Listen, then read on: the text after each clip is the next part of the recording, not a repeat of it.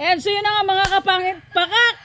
Grabe nakakagutom na mga kapangit. And yung oras dito ngayon sa amin mga kapit is 12:48 na mga kapit. Saktong-sakto talaga yung luto natin ng isda na mga kapit, isda na pananghalian. Then siyempre mga tulad tayong kasama ngayon. Ay meron pala si Kakang pala.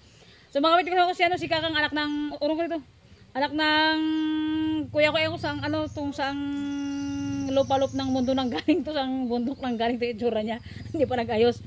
Siyempre mga kapangit, bago tayo mag-pray, bago tayo mag-start magkain mga kapangit, pasalamat natin kay God sa pagkain na nakaharap sa atin. Siyempre, let's go, mag-pray muna tayo mga kapangit. God, maraming salamat po sa pagkain na nakahain sa aming harapan. Salamat po sa araw-araw na paggabay mo sa pamilya ko and sa lahat po ng mga sumusuporta sa akin. God, gabayan mo sila and more blessing pa po yung dumating sa akin and sa lahat ng sumusuporta sa akin, God, and sa family ko. Amen. And siyempre, let's eat mga kapangit. Gutom ka na? Ayan. So yan, sa mga nananghalian dyan, ay bahala kayo sa buhay nyo. Kain na tayo. So let's go. Saan yung niya? Yung, ang tawag nito? Taba. Yan o. Hey, let's go kain mga kapangit. Pananghalian natin. Sulit, napakasarap. Graba. Gusto mo. Ang sarap.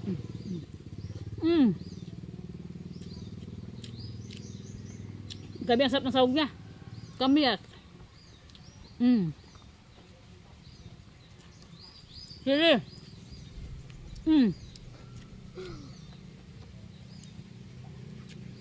Tirahin natin ito yung ulo. Baka tirahin pa nila eh. Ito lagi mga pangit. Yan. Diba? Lapang. Okay. Kaya ulam dito.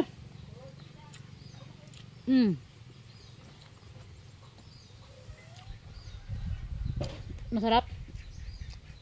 Kasi kala ko wala nagsasalita eh. Ay nakakabag oh. Biyod niya yan. And kahit ko tanong shout out sa kanya mga pangit, sobrang mura ng bigyan ng tulingan sa akin.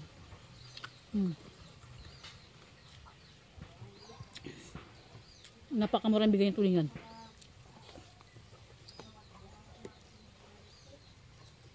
Ulam ka.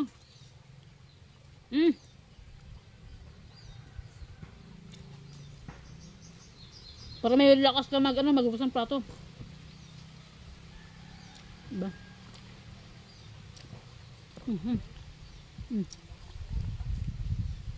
Bigod niya mga kapangit to. Yan o.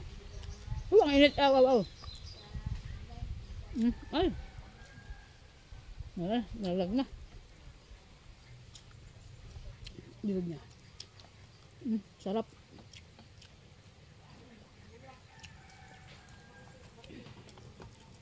Sasaw naman toyo sa kasuka. Ay toyo sa kalamansi. Sabor.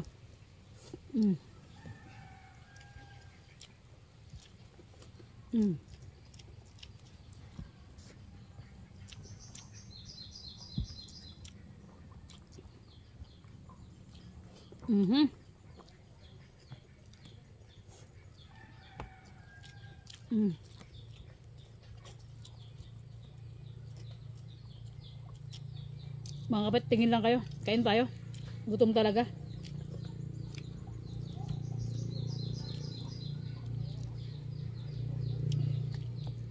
Tignan nyo naman, napakasarap.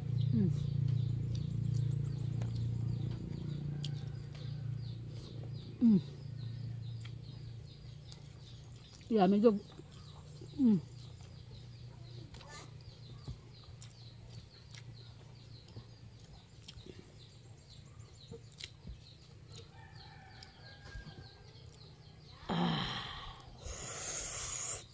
Ano yung napabarod natin na bumukbang ng mga bara sa tabi sa ilog, sabi niya. Ay, may kasama pala ako, wala. Ano ba ito? Sasaw natin sa toyo. Diba?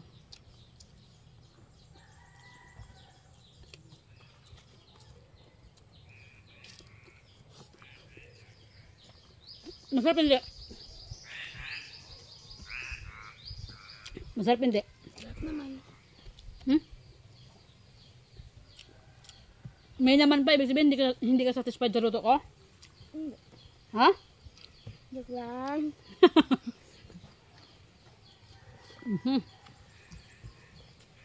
Lamon mga kapangit. Ay. Kain po pala.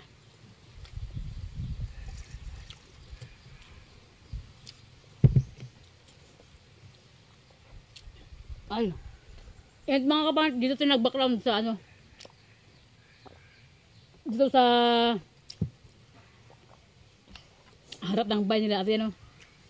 Ang puno dito ano yung pepper tree sa niyog. Yan, sa likod namin. Kasi nga mga kapit sa bahay, sobrang init sa ano. Doon sa kabilang kwarto na pinagmumukbangan ko lagi. Ang init doon sobra, kaya sabi ko, hanap ako ng ano, hanap tayo ng place na medyo ano, presko, kaya ito, sarap ng hangin. Diba?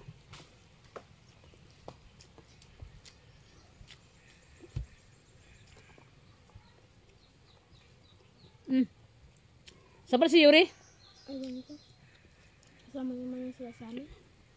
Siya nakasama sa mukbang natin.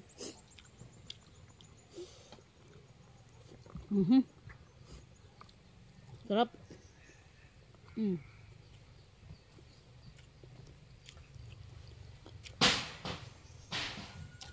Sulit ka mga bait pagka sa isda. Yung ulo. Sarap. Paksyo man o sinigang. Sarap. Diba?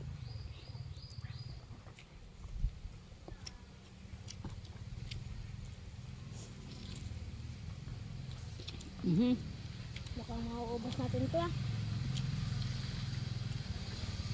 Muka lang. Muka lang, wala pang drawing.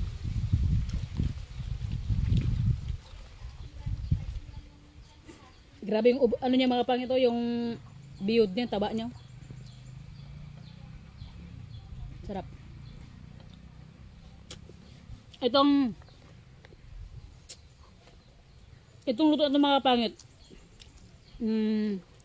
Paksiw gata. Talagang paborito ito ng karamihan talaga, lalo sa mga Bisaya. Shoutout sa mga taga-Aklan dyan. The best to. Diba? Pakak. Napaka. Sarap. Yung kasama ko din na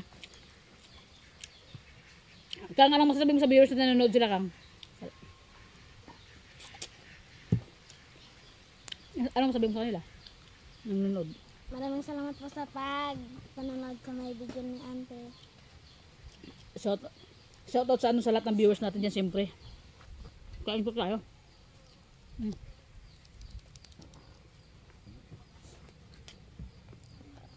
Di mo kanin. Masarap yung marika doon yung bakamit, yung mga sibuyas, kamyas, ang sarap. Sobrang napaka-pwes ko kumain dito sa sa ilalim ng mga puno. Dapat mga kamit kanina pa kami kumain dito, kaso lang medyo umambon kasi, medyo malakas yung ambon, kaya sabi ko palipas-tipas mo na konti. And sa sa family ko dyan sa Ilagan, kay Kuya Pads, kay Ate Bing sa Manila, kay Ate Ems, big shoutout sa kanilang lahat. And ingat kayo lagi dyan. Lagi kayong mag-iingat mga kapangit. Kasi kami dito, okay lang din. Kumakain pa rin. Diba?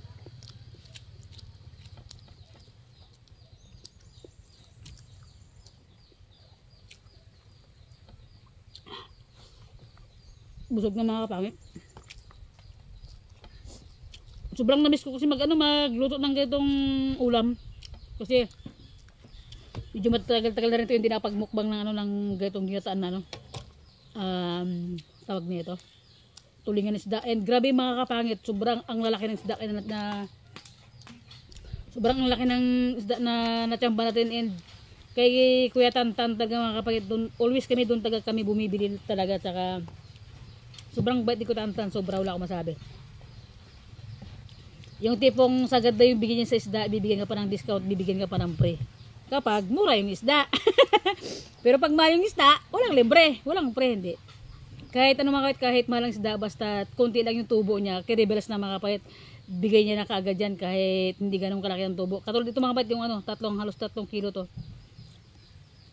Itong isda mga kapangit is ano lang to, dapat ito 300 plus, binigay niya lang sa akin ng 270 lang. Diba? Laki agad ang discount. Yung isang piraso, kalahati lang yung niluto ko mga kapatid kasi sobrang dami talaga, hindi rin kayang ubusin ng mukbang. So yan, may mga natira pa. So yan. Sobrang ang sarap mananghalian yung asin, alam mo yung gutom na gutom ka. The best mananghalian mga pangit kapag sobrang gutom ka tapos hindi ka nag-umagahan, hindi ka nag-umagahan kumain tapos tanghalian ka agad. Ay, pakak! Tapos di ba? Sobrang sarap pa ng itong minubukbang natin, ako. Siyempre, minor lang tayo mga kapangit dahil nga, nako po, baka tayo may high blood. Hindi to mga pagka high blood ka talagang mag-minor tayo. Pero ako lang naman, normal naman ako. Malapit ako maging abnormal. Normal naman, malapit ako maging abnormal. Ay, itao pala, kala ko wala akong kasama. Hindi umiimik eh. So mga pangit, pamangkin ko yung kasama ko ngayon sa vlog. Dahil hindi natin agad-agad agad sila James sa kasi si Edgar dahil siyempre may mga kanya-kanya rin silang ginagawa araw-araw kung ano man yung ginagawa. And si Queen B talaga alam kong busy talaga si Queen B sa araw-araw na ginagawa niya. Yun yata yung tao na hindi naubusan ng ginagawa. 'Di ba? Pakak. And siyempre kay James, shout out sa iyo and kay naku Edgar. Shout out sa iyo. And so yun mga kapangit, dito na nagtatapos yung yung vlog natin and sa jowa ko, shout out sa iyo and ingat ka lagi diyan sa lahat ng mga friends ko na mga kapangit. Big shout out sa inyong lahat mga kapangit ko. Kain ka lang. Big shout out lahat sa inyo mga kapangit and God bless always sa inyo lahat, sa mga walang sawang sumusuporta sa akin mga kapangit. Sobrang alam mo ba yung sobrang saya ko na bawat araw na tumatakbo na nakikita ko yung subscriber natin as in tumatakbo or dumadagdag mga kapangit ko. Sobrang saya kasi habang tumatagal parami ng parami or palaki ng palaki yung subscriber natin and sana mga kapangit mahit na natin yung 10,000 subscriber and big shout out sa sa nag-comment na na more vlog pa, more mukbang. Shout out sa UB and ingat ka lagi dyan. And siyempre hindi lang para sa kanya and sa lahat ng viewers natin dyan. Grabe, asin nabusog ako. May mga natira pa naman mga kapit pero unti na lang. Pakain ko na ito sa alaga ko sa pusa sa aso. And mga kapangit, God bless po always. Lagi ko pong sinasabi sa vlog na always natin mag-pray mga kapangit ko ano mo yung mga pinagdadaanan natin na problema, sobrang bigat ba yan or parang pakiramdam mo pasan mo yung mundo, pasan mo yung buong daigdig. Chill lang mga kapangit kasi pag yung problema isipin natin, ako nakakatanda sobra, tayo mo ako matanda na rin. Dito na mga kapangit. And so yun mga kapangit, dito na nagtatapos yung vlog. Thank you so much po and thank you for watching mga kapangit. God bless always po. So yun, kung bago pa lang sa aking YouTube channel, don't forget to subscribe mga kapangit. Bye bye, see you next vlog. Para wala akong kasama. May kasama ba ako? Ay, meron pala. Bye bye mga kapangit. Bye bye, see you next vlog mga kapangit. And sana nag-enjoy ko sa lunch natin ngayong pananghalian natin. And tulingan na ginataan. Sana nag-enjoy kayo. And yung pagkaluto nito mga kapangit, biging vlog din natin mga kapangit para makita nyo rin yung yung paano yung prosesyon ng paggagawa ko, ng pagkapaksyo ko. Chika, bam! Bye-bye mga kapangit! See you next vlog! Ay, sorry. Nag-stop ako.